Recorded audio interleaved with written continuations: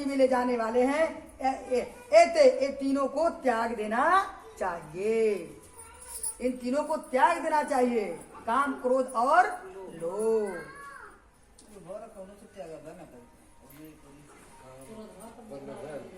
ठीक उसी तरह से आप लोगों को भी हम समझा रहे हैं कि यहाँ आप लोग रहते हैं, खाते पीते हैं, लेकिन अपने मन में लेस मात्र मत देख रखिएगा। उनके बाद खियावत है खाई रही, ये मत रखिएगा, नहीं सारा मेहनत आप लोगों का व्यर्थ हो जाएगा, सब खत्म हो जाएगा।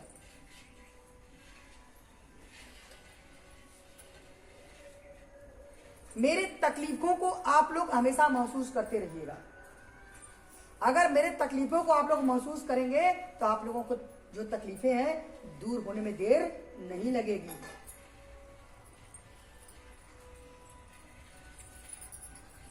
क्योंकि आप लोग देखती हैं जितने भी कथावाचक हो, चाहे ज्योतिषाचार्य हो, चाहे कोई भी हो, हर संस्था में दान पुण्य मिलता रहता है। यहां पर ऐसा कुछ भी नहीं है। यहां मैं स्वयं आप लोगों को करती हूं, आप लोगों का काम, जिसका कोई कर आप लोग मुझे नहीं देते हैं। आप लोगों का कल्याण करते हैं, लेकिन आप लोग मेरा कोई कर देते हैं? जोर से बोलिए। हे अर्जुन, तो वही कहें काम, क्रोध, लोभ। तो आप लोग हमेशा अपने हृदय में मेरे तकलीफों को एहसास करते रहिए कि कितनी तकलीफों से कैसे वो जुगाड़ करती हैं, कैसे करती हैं, कैसे बनाती हैं, हम लोगों को कल्याण के लिए क्या क्या उपाय करती हैं। तो उन्हें बहुत तकलीफें हैं। अगर आप लोग मेरे तकलीफों का एहसास करती रहेंगी तो आप लोगों की तकलीफें दूर हो जाएंगी। और हमें बेवकूफ समझेंगी तब तो बेकार हो जाएगा आप लोगों का। जैसे और लोग सोचते ही हैं कोई व्यर्थ का खर्चा करती है,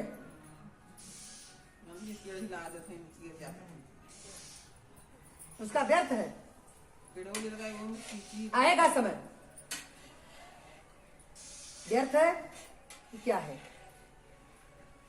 हे अर्जुन, इन तीनों लोकों में भगवान कह रहे हैं, हे अर्जुन, इन तीनों नरक के द्वारों से मुक्त पुरुष अपने कल्याण का आचरण करता है, इससे वह परम गति को जाता है, अर्थात मुझको प्राप्त हो जाता है। काम, क्रोध और लोभ, इनको त्याग जो देता है वह परम गति को प्राप्त होता है। आप लोगों को कर्म से कभी हम कहते हैं कि भाग जाओ? नहीं। आप लोगों को कर्म करने के लिए बराबर कहते हैं कि आप लोग अपना कर्म करते रहिए, लेकिन परमात्मा का ध्यान करते रहिए। क्योंकि आपके साथ ना आपका पति जाएगा, ना आपका पुत्र जाएगा, ना आपका बहू जाएगा, ना बेटा जाएगा, ना नाती पोता, कोई नहीं जाएगा आपके साथ। आपके साथ बस ईश्वर की जो भक्ति है वही जाएगा, ना आपका धन संपत्ति ही जाएगा, कुछ भी नहीं जाएगा आपके साथ।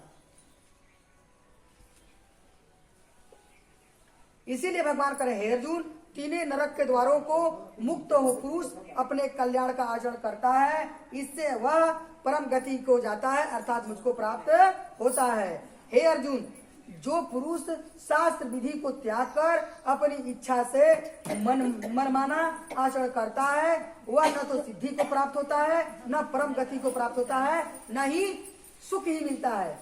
इस श्लोक को ध्यान से सुनिए आप लोग, इसलिए आप ध्यान से सुनिए। भगवान कह रहे हैं, भगवान कह रहे हैं, जो पुरुष शास्त्र विधि को त्याग कर अपनी इच्छा से मनमाना आचरण करता है, आचरण करता है, वह न परम सिद्धि को प्राप्त होता है, न परम गति को प्राप्त होता है, न ही उसे सुख मिलता है। आया समझ में आप लोगों को? मनमानी न करो। क्यों बोलते हैं?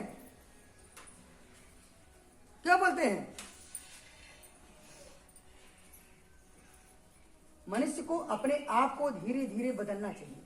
अगर ज्ञानी कोई कह रहा है तो अपने आप को धीरे धीरे बदलना चाहिए।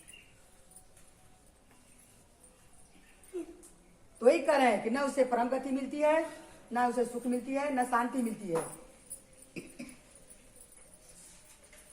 इससे तेरे लिए इस कर्तव्य, भगवान कह रहे हैं अर्जुन, इससे तेरे लिए इस कर्तव्य और अकर्तव्य व्यवस्था में शास्त्र ही प्रमाण है। कर्तव्य अकर्तव्य मतलब कौन सा काम तुम्हें करने हैं, कौन सा नहीं करने हैं अर्जुन, शास्त्र ही प्रमाण है, वेद शास्त्र ही प्रमाण है। ऐसा जानकर तू शास्त्र विधि नियत कर्म करने योग्य हो जा। तो शास्त्र के अनुसार कर्म कर, तू परम गति को प्राप्त होगा। लेकिन आज के परिवेश में ब्राह्मणों ने कुछ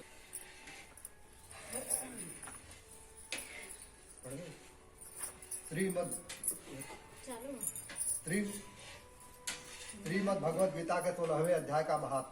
श्री महादेव जी कहते हैं, पार्वती अब मैं गीता के 16वें अध्याय का महात्म बताऊंगा, सुनो। गुजरात में सौराष्ट्र नामक एक नगर है, वहाँ खड़ग बाहु नाम के राजा राज्य करते थे, जो दूसरे इंद्र के समान प्रतापी थे। उनके एक हाथी था जो मद बहाया करता था और सदा मद से उन्मत्त रहता था। उस हाथी का नाम अरिमर्दन था।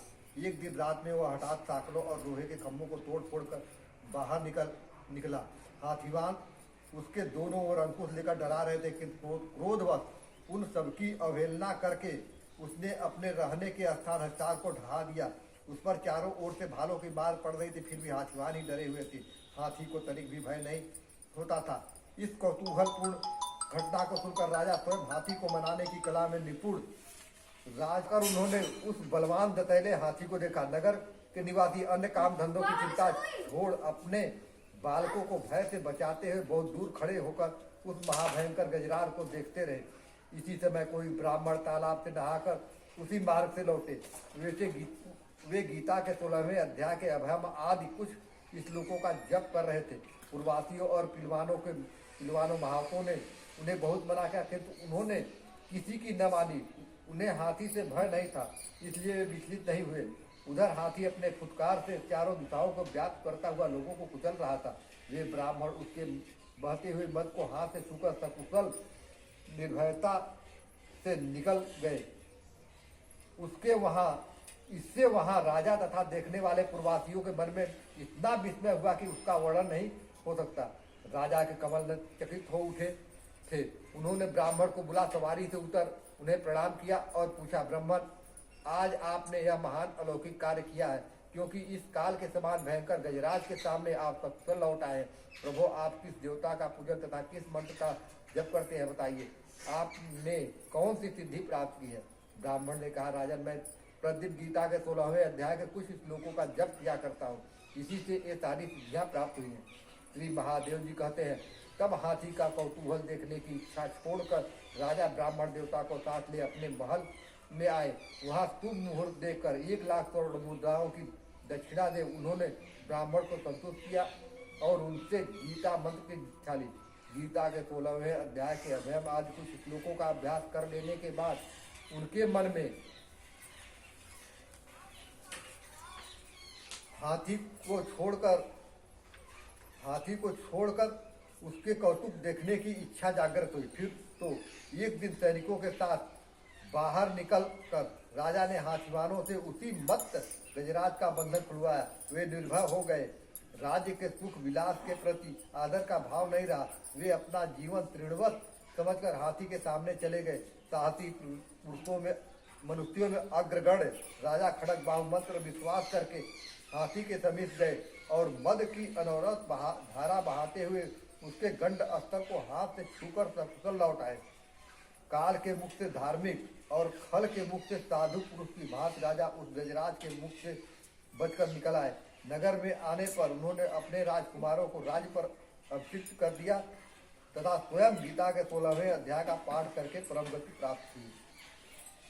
ओम तत्सदिति श्रीमद्भगवद्गीता उपनिषत्सु ब्रह्मसूत्रस्य श्रीकृष्णभावदेय 16वां अध्याय समापने। श्री कृष्ण गोविंद हरे मुरारे, हे नाथ नारायण।